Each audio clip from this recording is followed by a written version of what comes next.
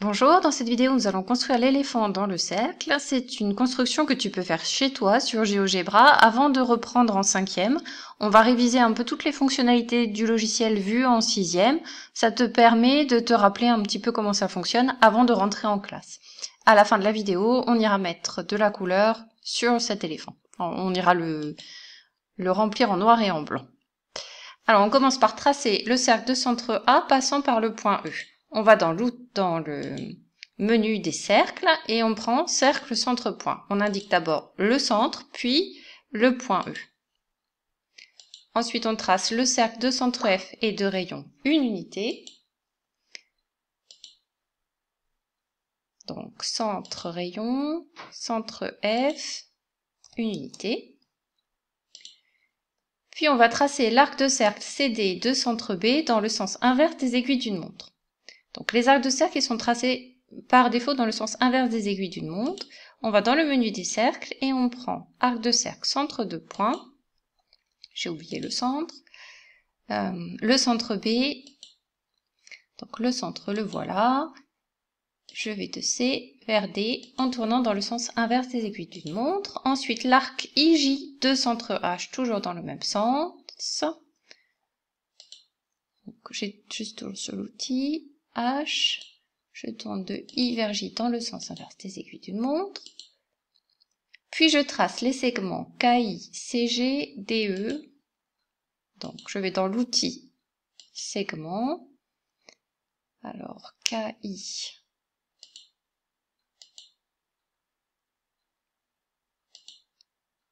CJ, non ça doit pas être ça. Je me rappelle de DE.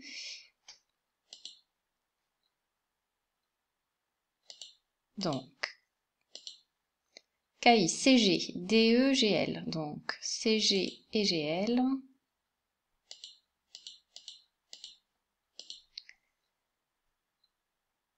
LB, LM, LB, BM et MN.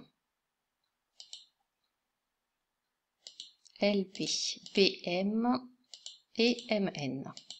On peut grossir avec la molette de la souris pour mieux voir là parce que c'est tout petit. Et place O de façon à ce que BMNO soit un rectangle. Donc on revoit la construction du rectangle.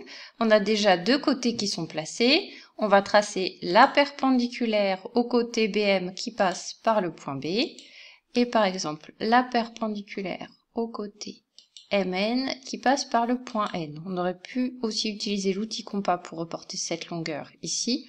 On peut faire simplement avec les perpendiculaires. Voilà le quatrième sommet de mon rectangle. Je peux enlever directement dans l'affichage de la fenêtre d'algèbre. Je vais trier par type d'objet et enlever toutes mes droites. Voilà, je referme ma fenêtre d'algèbre. Alors j'ai placé O, ensuite trace les segments ON et OP. Je reviens sur l'outil segment, ON et OP. Appelle Q le point d'intersection le plus proche de L, de la parallèle à ON passant par P et du cercle. Donc on va tracer la parallèle à la droite ON passant par P. Donc parallèle c'est ici, la droite ON elle n'est pas tracée mais j'ai le segment, passant par le point P. Alors on veut le point d'intersection de cette droite et du cercle qui est le plus proche du point N. Donc le plus proche du point N, c'est ce point-là.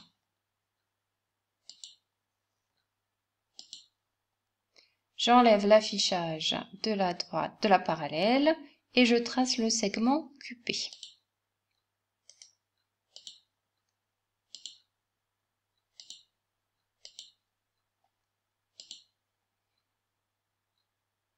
Enfin, on trace les segments VW, SR, VW, SR.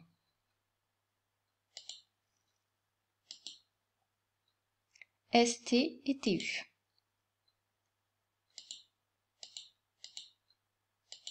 Donc ça termine notre construction dans GeoGebra. Donc tu peux t'arrêter ici pour la construction. Si tu veux continuer sur GIMP, on va d'abord rouvrir notre fenêtre d'affichage de façon à enlever l'affichage de tous les points, à part le point F qu'on pourra reprendre après. Donc je remets l'affichage du point F sans l'étiquette. Je vais exporter maintenant cette image dans le presse-papier et retourner sous GIMP. J'ai collé mon image dans GIMP. Maintenant, c'est une partie de dessin. Donc, si on veut choisir une couleur pour garder cette partie-là et cette partie-là qui risque d'être effacée si je remplis tout de couleur noire, je mets ces parties d'une couleur temporaire. Je reprends la couleur noire. Je vais maintenant repasser en blanc ces deux traits. Pour avoir l'œil, je peux prendre le crayon. La taille du crayon, il faut que je la prenne suffisamment grande, mais pas trop. Donc ici, je peux bouger la taille du crayon.